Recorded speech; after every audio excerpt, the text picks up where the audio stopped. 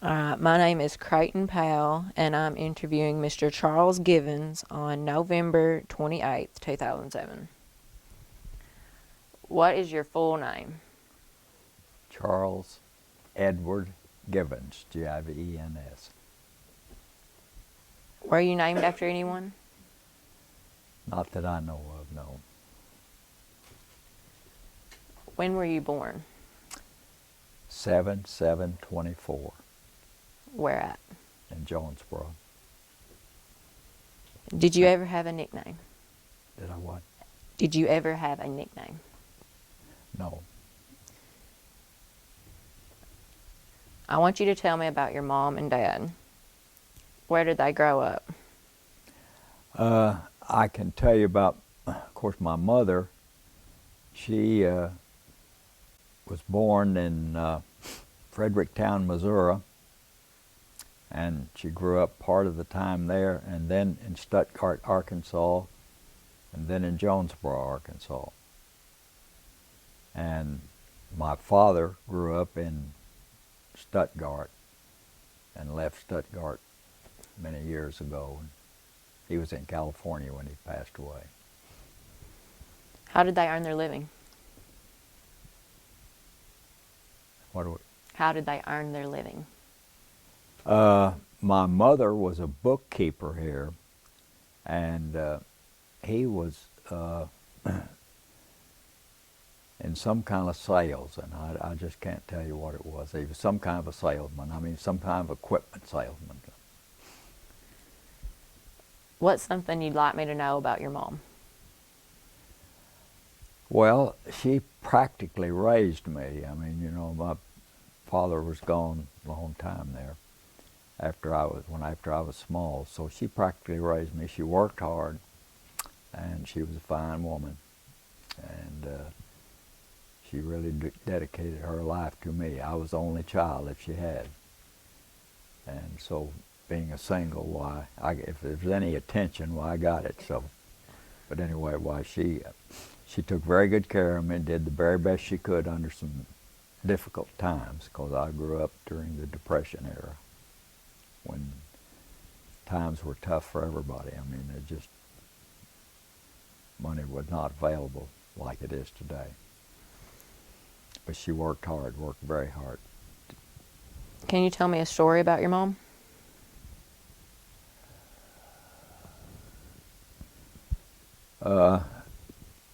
I can't just think of anything in particular. There are probably Think about something that you remember maybe that she did or something that happened when you were a boy that when you look back you can still see her doing that. Something that maybe Vicki doesn't even know about. yeah. A story about something happened with her. Now take Yeah. your time because we're not in a hurry and we want you to be able to think. Yeah. So take your time and think. Probably we let's see.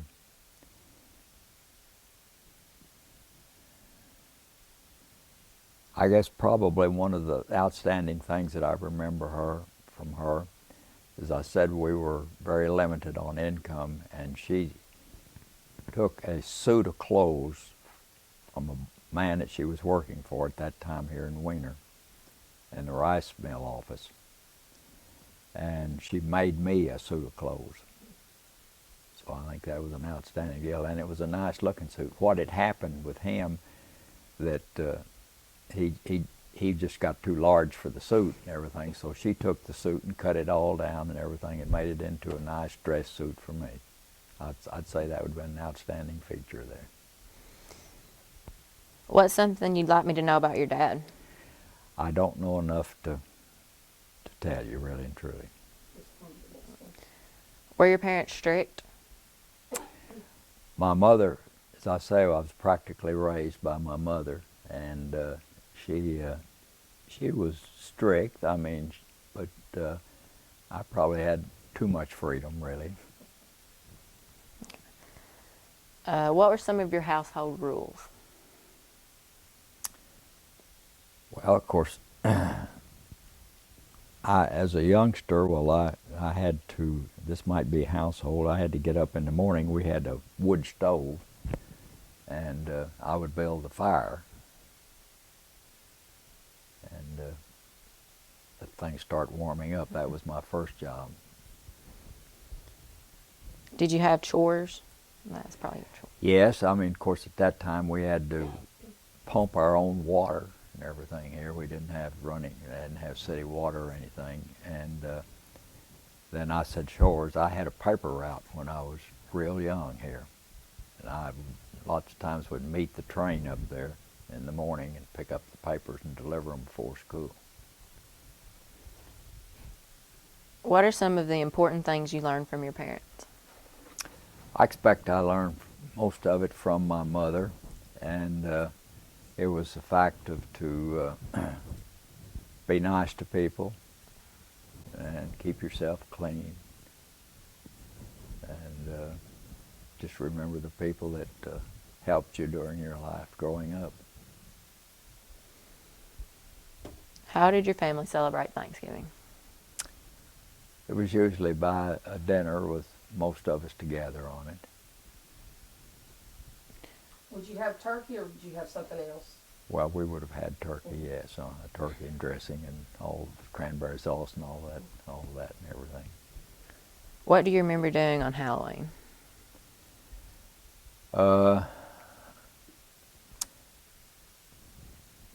Back in those days, Halloween kind of got out of hand here. I mean, you did some things you wasn't supposed to. And that was, I mean, you soaped windows, which you weren't supposed to do.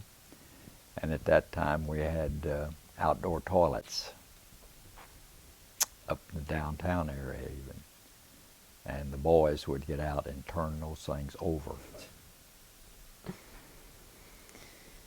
What was Christmas like at your home when you were a child?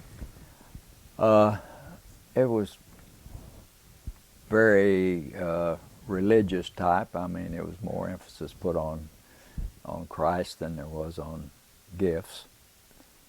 And we always managed to have some kind of a gift for each other, but it was a very modest gift, nothing elaborate.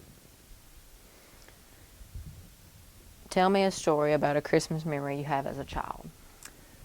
I guess you'd say probably one that most people my age, when they were a child growing up, is we had a community Christmas tree. And that was down at the school here.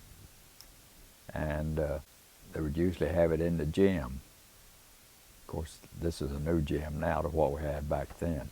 But anyway, they'd have the Christmas tree. They'd have a big Christmas tree there. And people, the elderly people, or the older people, I should say, in town that had anything at all, why they would donate money, and they would put gifts under those trees, and oranges and apples and that primarily, and then also some kind of a toy or something. And all the kids, everybody went down there Christmas Eve, and you had this what you call the Christmas Eve party there and everything for that, and the kids, every kid there got some kind of a gift.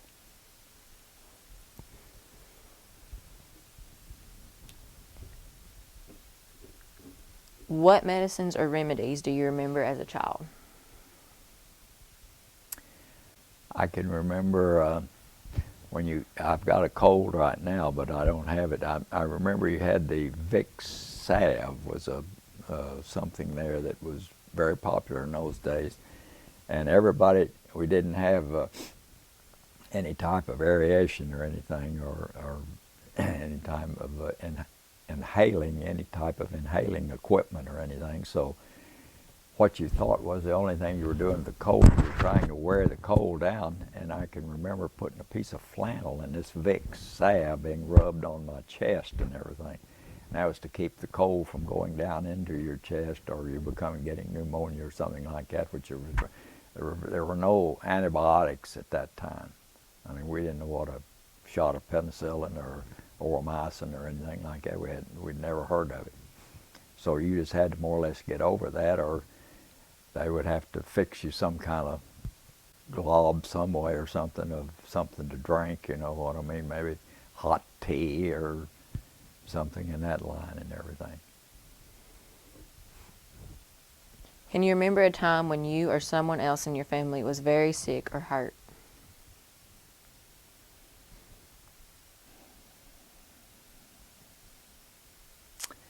Well, would you want to venture into your grandchildren, so on and You so can, if you forth? can think of anything when you were young. Yeah, you I can do can't that. think of any. I can't think of any of us being seriously hurt or anything when we were young growing up.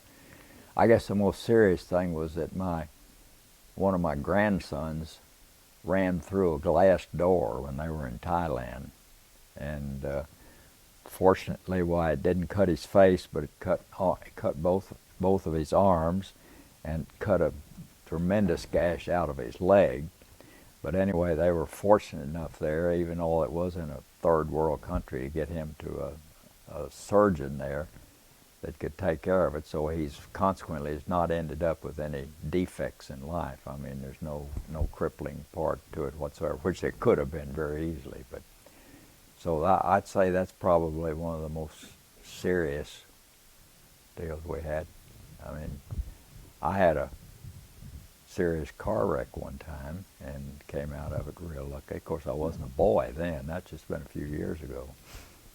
You want to tell me about that car wreck? Well, it was in my pickup, and I was coming over what's known as Rayburn Road up north of Wiener, and it had a lot of chug holes in it. I was driving too fast and hit one of the chug holes wrong, and it threw the truck over to the side, and it turned over and rolled over 2 or 3 times, and I landed upside down in a ditch and so on and so forth, and just completely demolished it. And really, I crawled out of the back window with just some cuts on my hand and a cut up on my head, and that was it. So it was a case of the Lord looking after you. When you were a child in elementary school, what was your school like?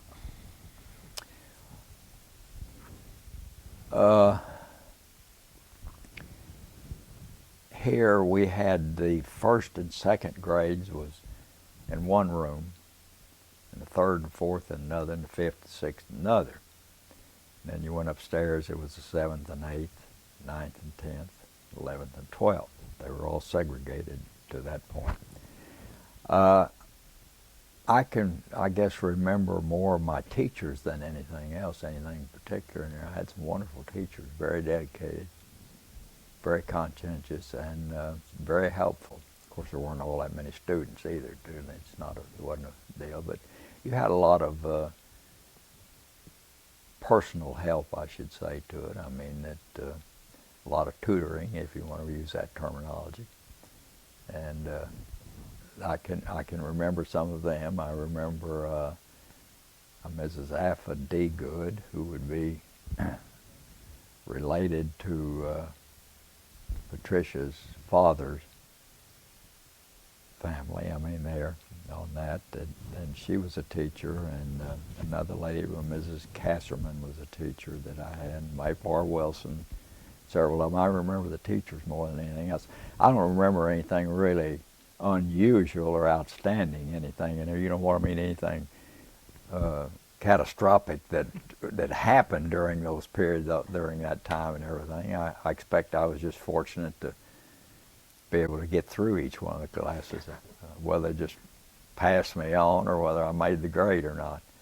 But they were always good to us. They were very good.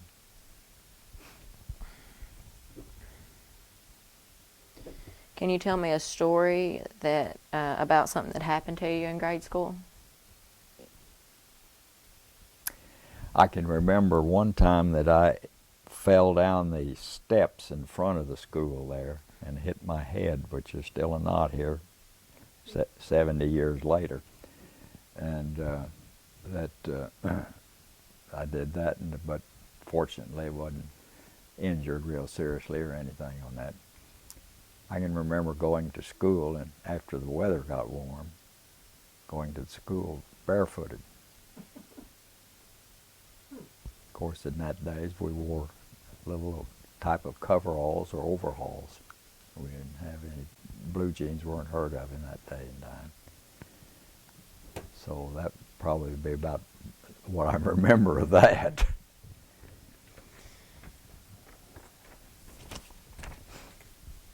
What kinds of toys do you remember playing with when you were a child? Probably little truck type toys.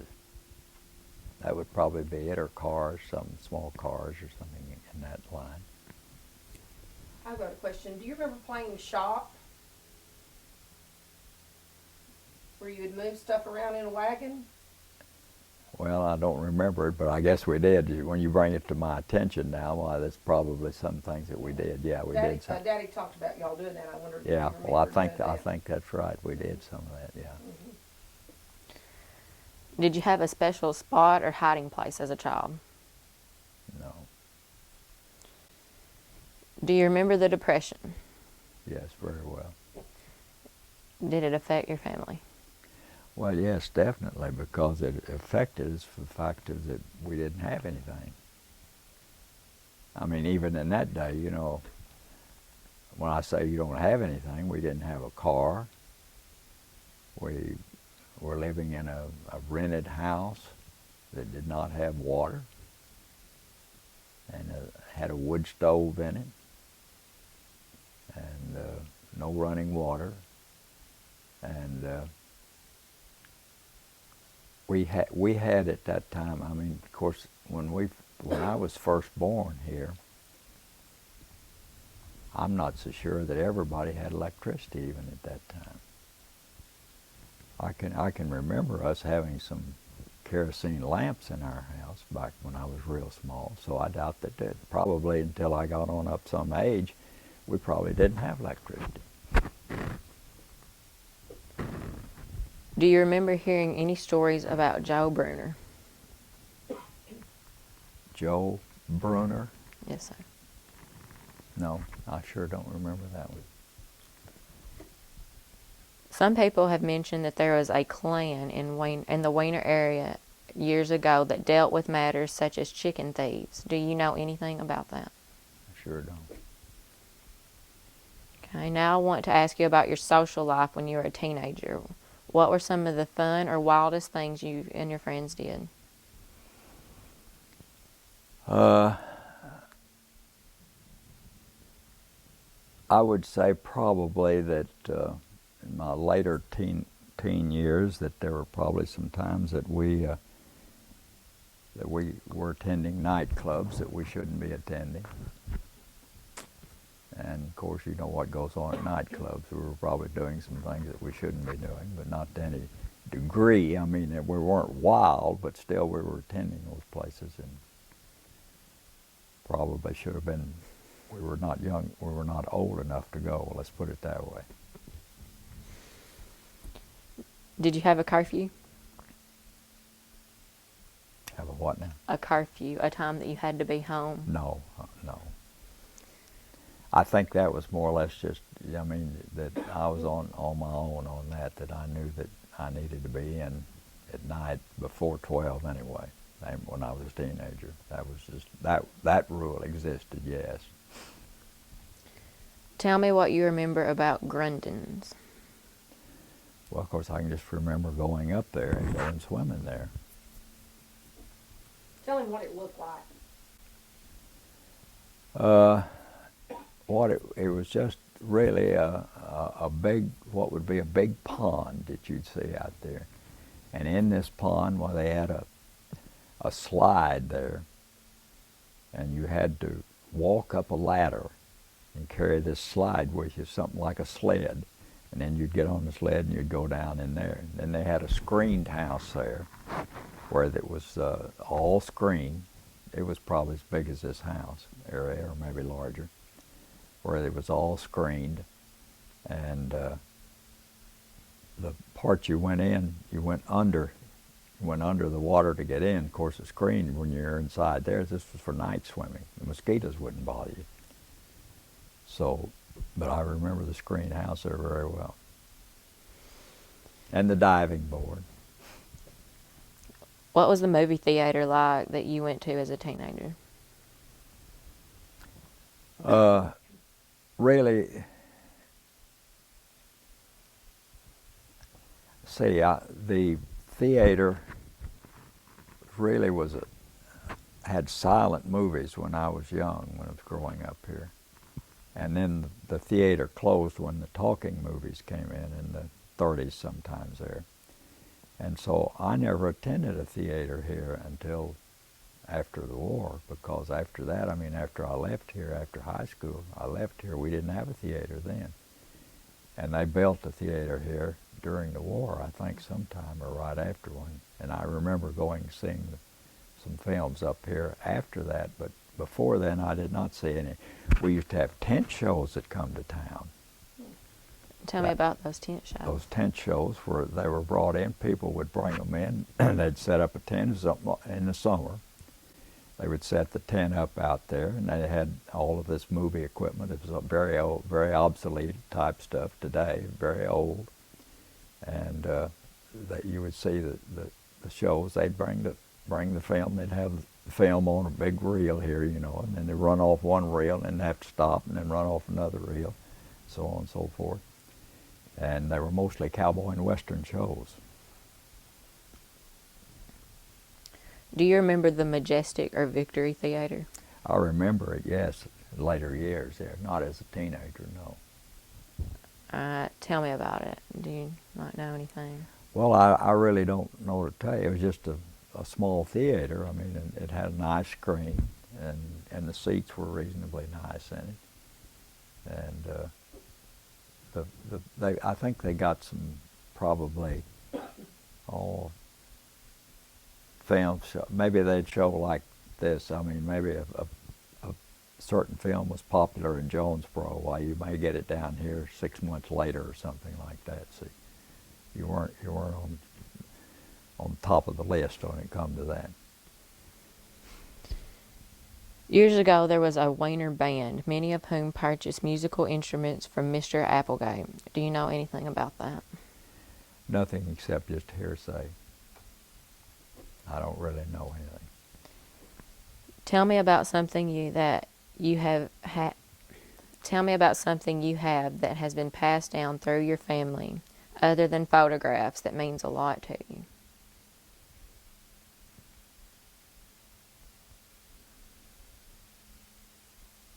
I can't really think of anything. Do you have anything that belonged to your mom? Well, yes, I have some furniture. I mean, of hers. We still have a record player, a big cabinet record player of hers that we have stored down here now that we've just kept for sentimental reasons. It was the old, what you call 79 series. I mean, you know, where the arm comes out and the needle falls on it. Nothing like what you've got today. Nothing at all. But it was good in those days. It had a beautiful sound to it. Tell me what you remember about the businesses that were in Weiner when you were young. Well, you had, 4 grocery stores. I remember those. Mr. Huber had one, Mr. Fowler had one, Mr. D. Good had one. And I don't know whether the other one would have been Mr. Walford, I think, had one down there. Mr. Eisler had one up before, and then that's the store Mr. Walford bought. I just remember those grocery stores. We had, I think, 4 or 5 service stations there on the part of it, and you had a clothing store. You had a drugstore, and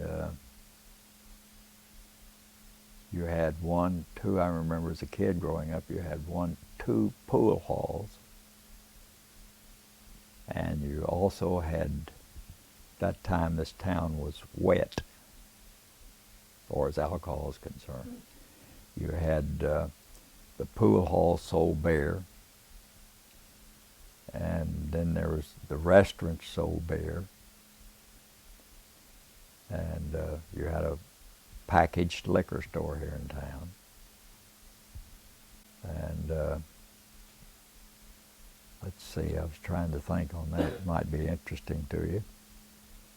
On that part of it, there was a lot of drinking went on, let's put it that way, which you don't have today. You can see that. You don't Do you have know it. how they got that, why winter is dry now? What happened?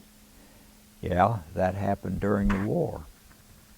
It was wet up until 1942, and most of the men were gone, the service, and I think some women here in town, some of the churches all got together and got a petition to vote, and of course they voted it dry, and it's been dry ever since then.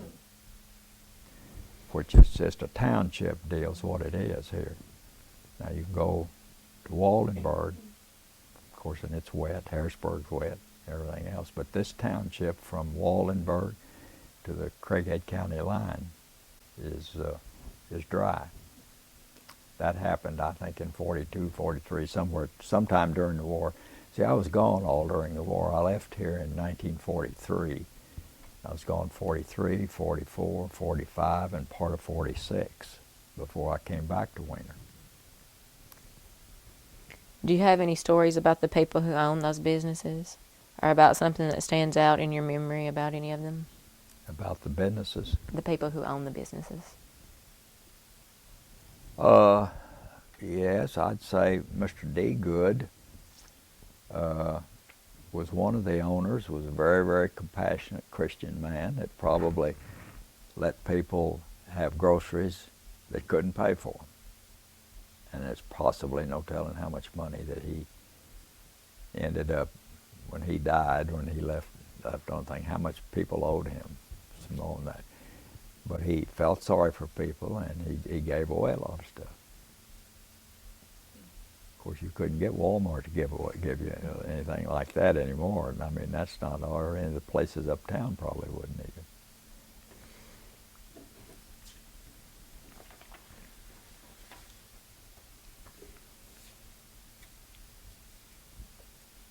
Do you remember the First Town Library?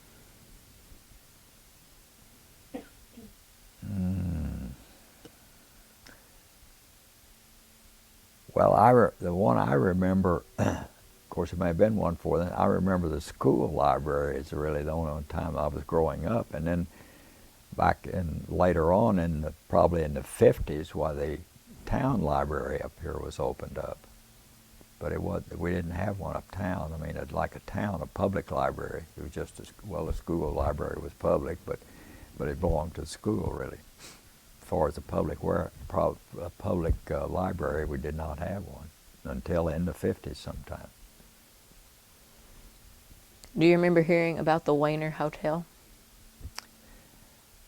I can remember, yes, I can remember going over there maybe more than one occasion or something, maybe on a special occasion or something. They used to have a dining room there, and that was a very popular place then. And if you saved up enough money, you could probably go in there and get a meal for 35, 40 cents. So that was, I can remember eating there. I never stayed there, I mean, as far as spending a night there or anything, but I remember the hotel very well. Remember the people that owned it. Now I want you to tell me about your war experiences. Which war did you serve in? World War II. Were you drafted or did you enlist? I volunteered. What were you doing before you entered the military? I was at school. What kind of training did you receive in the military? Probably, I guess you'd say aircraft training, because that's what I did. Where was it? You need to know something about that. Where was the training? Yeah, tell a little bit more about that.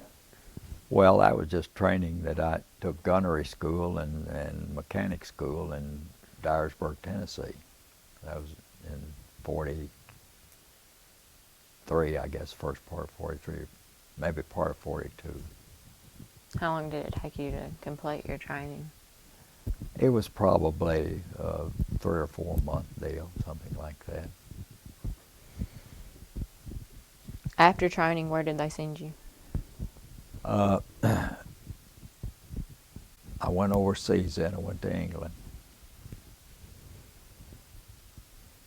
Tell me what it was like arriving there and what your job assignment was. Well, my first job assignment there was was working on airplanes on the deal, and then I did some flying. Did you see combat? Well, I guess you'd say yes. I mean, it was upstairs. We got shot at, so I guess you'd call that combat. Yeah. I wasn't on the ground or anything. I wasn't in any ground forces or anything like that. Were there many casualties in your unit? Not excessive, no. There were some, yes. Tell me about some of those. Well, I mean, they were just killed in action. Oh, yeah. Tell me a couple of your most memorable experiences from the war. I guess when it ended, it's probably the one to remember. But How did y'all find out it ended? I was in France at that time. Of course, I had shifted around went into another outfit, and I had the opportunity to come home, and I wanted to see some of the other country, plus the fact that if you came home from Europe at that time, the odds were you were going to go to the Pacific. And I wasn't thrilled about going to the Pacific. So I just more or less just, if you want to call it a coward way out, said, well, I'll stay over here and do some time here and work here and redeployed troops and so on and so forth. Made some friends there with some of the higher officers in my group there. And we got to spend quite a bit of time after the war ended. Where was I when that ended? I was in France at that particular time. I had a redeploy. When it ended. Now I'm talking about two endings. The first ending was in April of 1945. That's when the European war ended. That's where I was. Then the atomic bomb was dropped in late August. And of course I was still in France at that time. And I remember when we were there that when the news came in and everything, and of course you didn't have television then, or you had a rickety radio set up and everything. But I can remember it being broadcast that everybody kind of doubted it at first. It said that the 2 bombs have been dropped that are going to end the war. Well, we'd been dropping hundreds of bombs over there, and it hadn't ended. Well, it finally ended the war there, but to think that 2 bombs would do it, well, you just couldn't hardly believe it. You just thought you had your doubts about it, but until you got to see the pictures. But you didn't have the communication you got now. See, stuff happened, and you may be several days before you knew anything about it. And there wasn't instant TV and instant internet and everything like that like it is today. When the minute something happens in Iraq today, you can almost tell you just exactly what happened and turn the TV on right now, or go online and find out about it. So, but that wasn't there then. How did you stay in touch with your family? It was by mail, email. I did not have a phone conversation with my family while I was over there. And I doubt that very few other people did, unless there was a real emergency in it or something like that. And then I'm not so sure that they did then. It had to be by Morse code, and the dot type deal they'd get here. Just like when somebody got killed over there, they didn't call here. They sent that message in on the Morse code, and you had to. Are you familiar with that, where you just dot, dim, dum, dum, so on and so forth, and that came in here to Weiner to the railroad station, because the railroads all had the Morse code, see, and that they would type out a message there. It was pretty cruel. Like I know when Mr. Fowler's son was killed there, that was what happened to him, because he showed me the telegram after we got back, and I saw his son. I went into Belgium where he was buried. I just made a special trip while I was up there to visit his grave and put some flowers on. What was the food like? Oh, our food sometimes was good. I mean, and other times it was pretty raunchy. We had what was called sea rations, and a lot of it was packaged stuff, and it just wasn't. some of it, if you were where you could be into your barracks or where you were into a base and everything there, which I was most of the time, you had a mess hall, but you had, it was still so much of it was canned stuff. You didn't have good fresh vegetables or steak or anything like that. You just had a lot of ham, seemed to me like, best I remember. And you had canned fruit. And then some of this stuff, some of these sea rations they were a type of food that was in a box, and I don't remember what all. It just had it had a lot of vitamins into it. It was rich and everything, but it was pretty flat eating, I'll tell you. Did you have plenty of supplies? Yes, I think we always had plenty of supplies, yeah. Was there something special you had or did for good luck? Pray, I guess you'd say. I'd call that special. That's what you did. Because you knew you were in a war zone. I got a question. Do you remember a bomb in England, London, or any of that time, during that time period? Were you there then? Yeah. Mm-hmm. What would tell what that was like? Well, of course, if you went into London, I was stationed outside of London, out in the rural area there, not too far off the coast when you went in there. And of course, the sirens all went off, and if you could find an air raid shelter, well, that's where you went. See, Rex and I were in London together one time. He came over from Ireland, Rex Downing, and we met each other, and we spent 3 or 4 days in London there.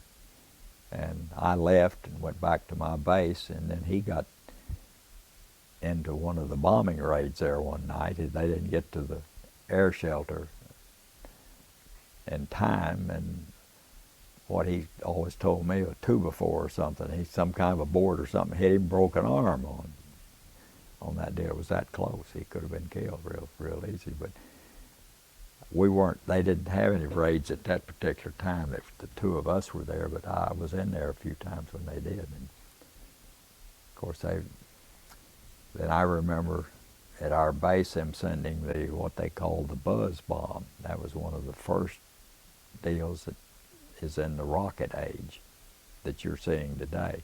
The Germans came out with it. They had what they call a buzz bomb. They had no control over it. It was just a big bomb, like a Zeppelin or something like that, and they went in and, can I answer the phone? Yeah, sure. Can you cut it off a minute?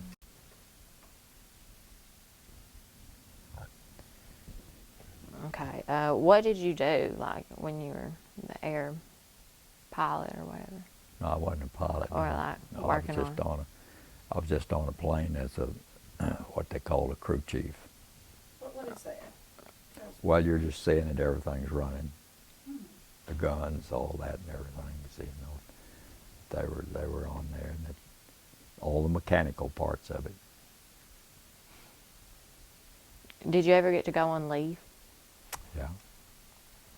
All right, tell me about that. Well, I got to leave one time and made a trip to Switzerland, and I spent a couple of weeks in Switzerland, and then I had another leave. I was down in southern France at Bordeaux, which is Marseille. That's right on the coast down there. It's an area like something like the Riviera, like that. And then I went to Spain, went to Madrid, and just visiting. I mean, sightseeing. Of course, I got to see some of Germany and Czechoslovakia, Austria, Switzerland, France, Scotland.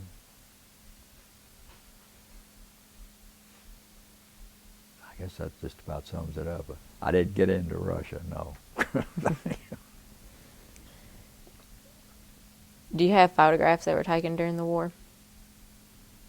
Do you have photographs that were taken during the war? Yeah, but we couldn't find any of those photographs. The only one that I had, I think that I had a photograph, and I don't know what misplaced it was one that I had with Rex on it, and we were standing beside one of the planes over there, Tricia. But I don't know what I've done with those. Tommy and I was talking about them the other day, and we haven't been able to find them. They're probably stored away somewhere. You know, after you live so many years, you get so much stuff, and it just gets stacked up, and then you move it out to this building, then you move it to another building, and so on, and you forget where stuff is. But I don't have anything current, no, or right now. Were there times when you and the other soldiers did things to entertain yourself?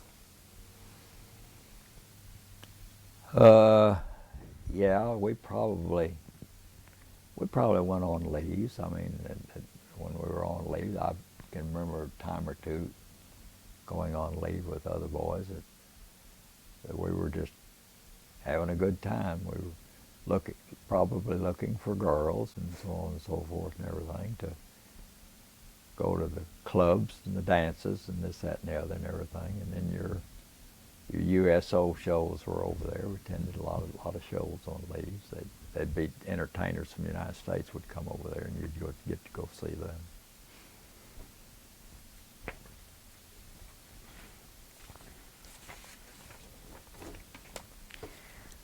Do you recall any particularly funny or unusual event that happened while you were in the service?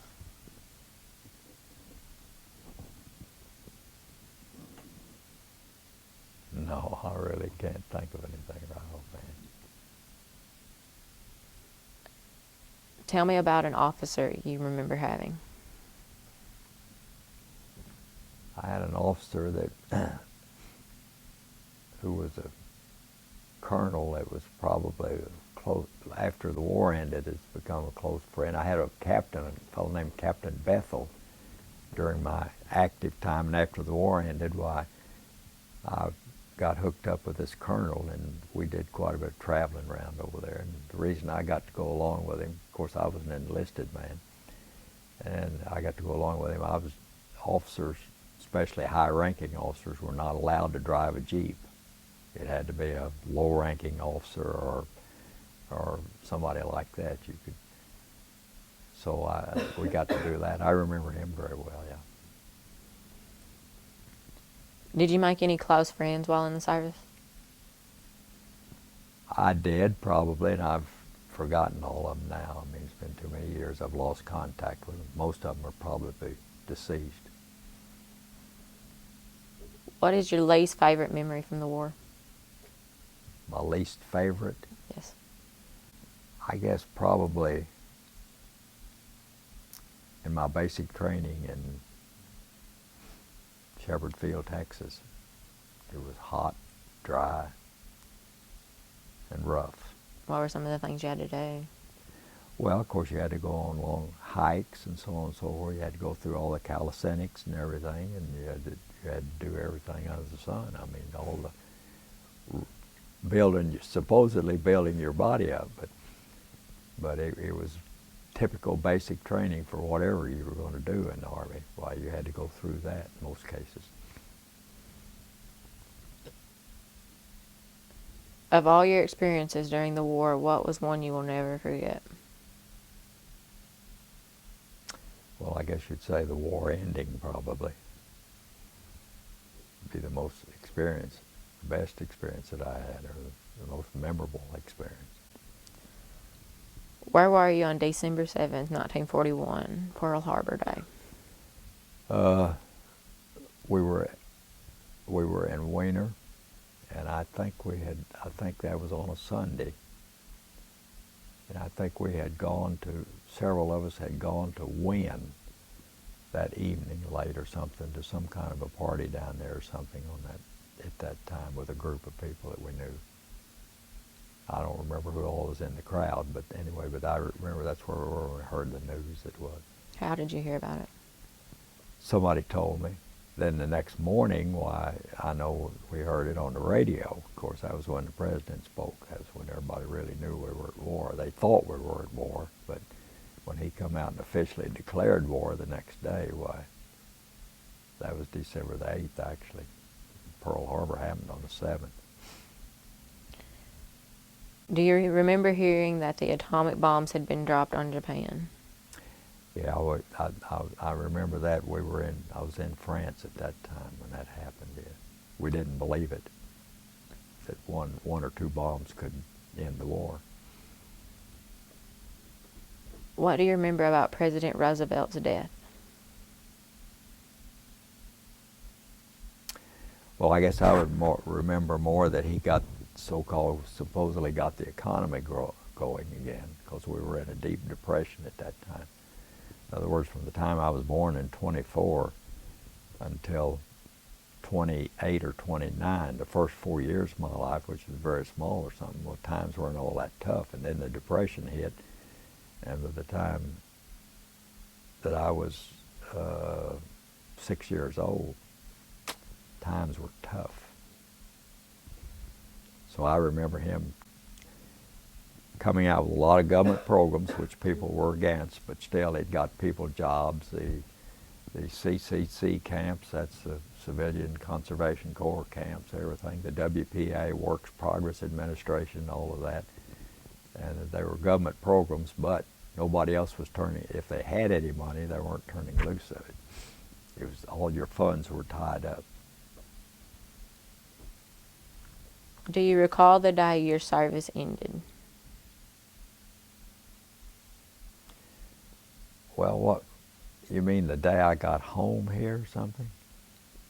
Back to the States? Yeah.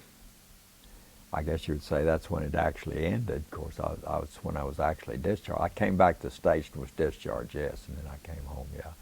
I came back, I came into somewhere in Delaware. I don't remember the name of the camp now, and was discharged. Got my shots and got my bill of health and had an examination and all that stuff, and received a discharge and said, you're gone, you're free.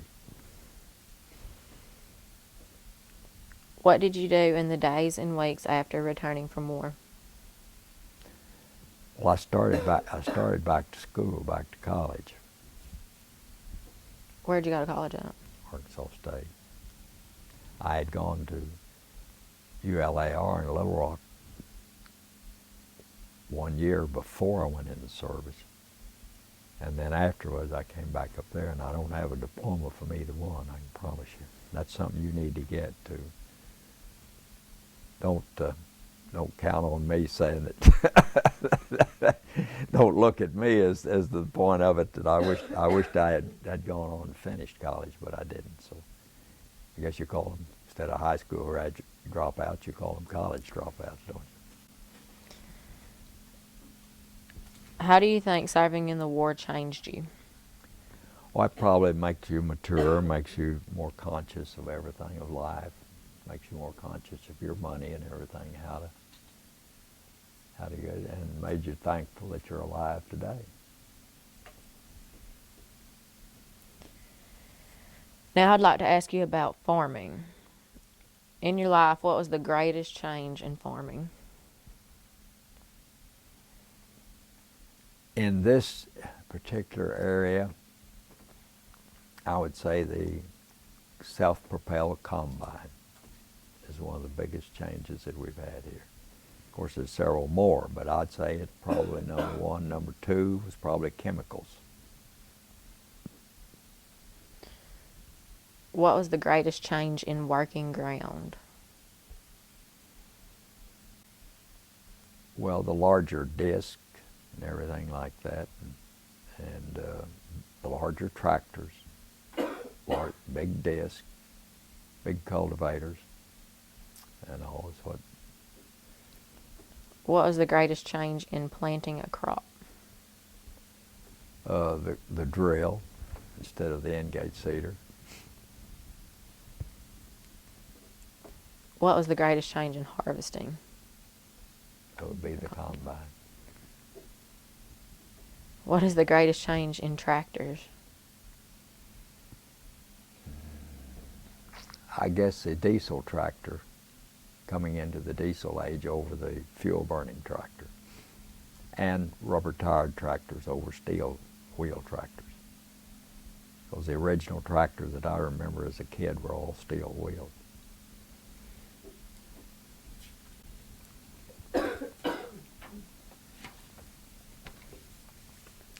How did you control weeds before many of the chemicals were available? With water, Lord. you had to kill the grass. You kept the water high enough that the grass couldn't grow, but the rice would.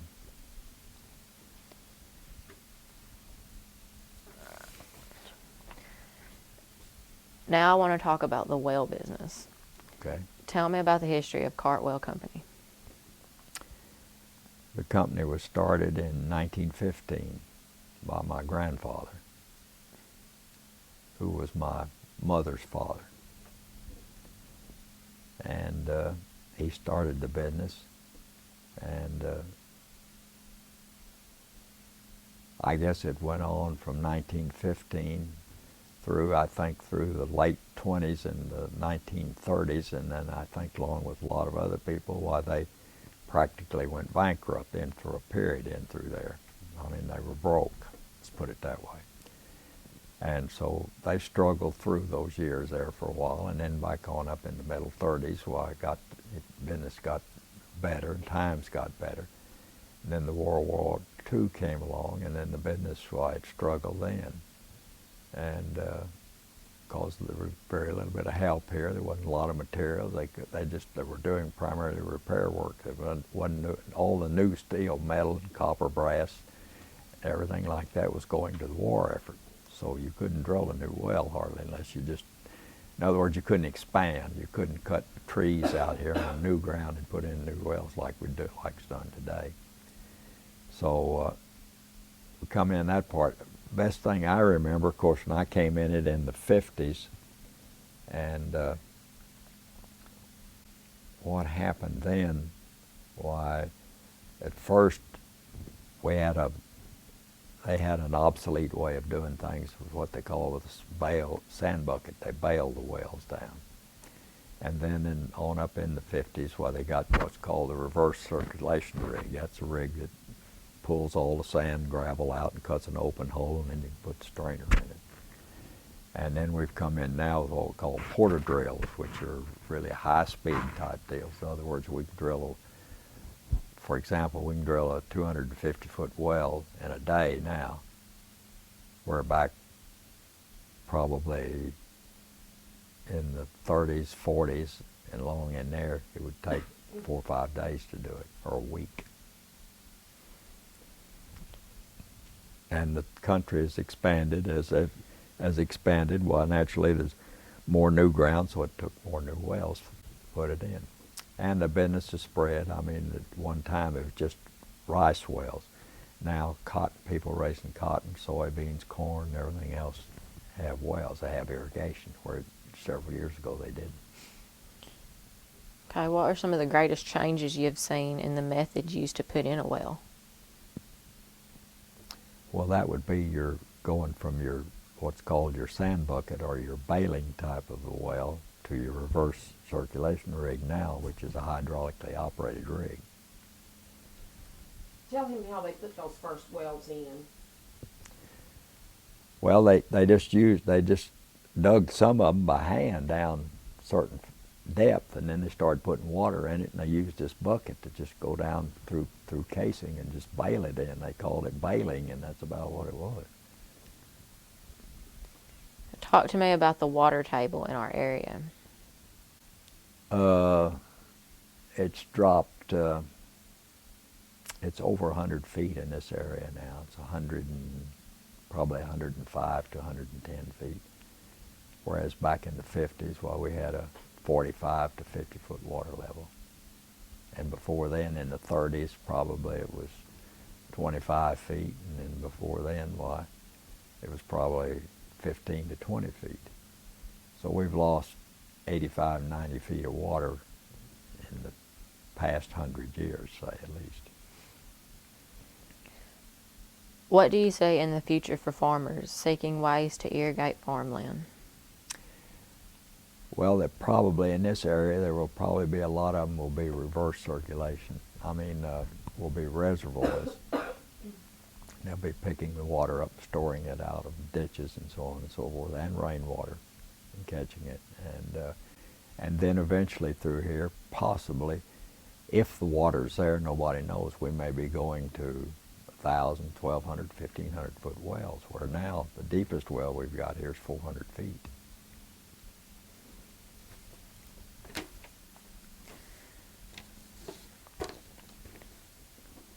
Although most people don't like to pat themselves on the back, what is something you've done or accomplished in life that you're proud of? I guess raising a family probably, and raising, of course, a family. When I say it was one, we had one daughter. Raised her, and she has turned out to be a good Christian girl. No drugs, no alcohol, no this, no smoking, no getting in trouble or anything like that. And that she has 3 biological children, and she's raised them, and they're all good Christian children. And she has adopted one child that, while they were overseas, it was an orphan, and just a little baby that was born that wasn't on that. So I think that's probably one of that, plus the fact that I've had a good marriage. I've had a good wife. We've worked together and got along real well.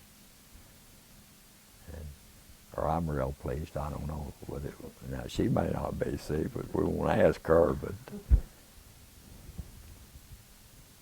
that's probably it. I don't know. I enjoy my church work, and I've done quite a bit of lay speaking, which I'm not talented in it. I'm not Bible oriented enough to really.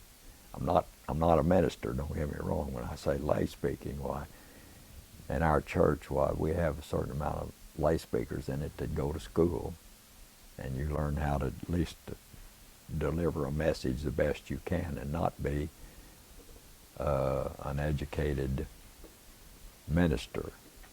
In other words, I just don't have that knowledge. But I struggle through it, and I go to rural churches out here when their minister's gone. They call you and ask you, and I'll go and hold a service. And so far I haven't got to run off any place yet, but I try. I mean, let's put it that way. I know I'm really short on really being able to do what I'd like to do in that. Tell me about the biggest lesson that life has taught you. A lesson that would help a young person live a better life. Well, I think that if you will just be nice to people and be honest with them and just tell them like it is, that will probably be one of the biggest things that you can do. And just don't forget the people that help you, I mean, through life, because I haven't forgot the ones that's helped me, because we had some hard times, and a lot of them really helped. If it hadn't been for their help, I probably wouldn't have made it as well as we did. In other words, there was a time that we were growing up that things were just tough. Of course, since World War II and in the 50s, by the time I was 30 years old, well, things have started turning around. But my first 30 years of life was probably during a period when we had very little. Really had some tough times, had to depend on help from other people. But I haven't forgotten those people. And in business today, I don't forget the people that help me. I mean, that they do. I remember them and try to treat them the way they should be treated, whether they're young or old or whatnot and everything. But I think just being nice to people and being considerate and thanking somebody. If somebody does something for you, well, call them and thank them. Tell them I appreciate what you did for me. But just be humble about a lot of things, and you'll get through life. Just remember your friends and try to make more friends. The more friends you got, the better off you are in life, really and truly. Stay out of controversial issues. Don't get into political battles, so to speak. I mean, I have been into a few, but I mean, not bad, but I mean, I don't get radical about it. That or your church.